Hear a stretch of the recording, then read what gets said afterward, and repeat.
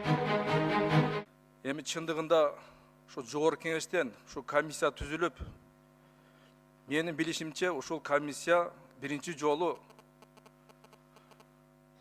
барып ошол жерде коррупцияны ачып, андан кийин бул жерде ушул 120 депутат ошону колдоо берген. Менимче Кыргызстан тарыхында мындай иштер биринчи жолу болду деп айтсам болот да.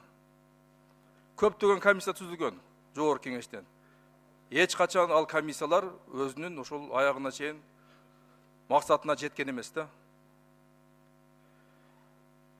Бунун себеби мына бизге биздин президентибиз урматтуу Сооронбай Шарипович президент болуп келип, коррупция менен күрөшүп,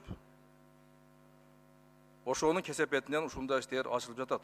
Туура бул жерде ушул тергөөчүлөрдүн дагы салымы чоң бул жерде.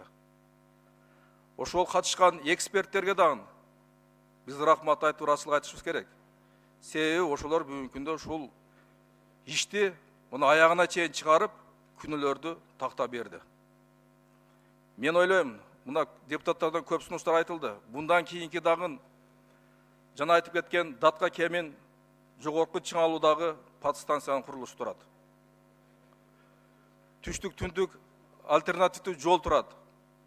Ипподром турат. Музей турат.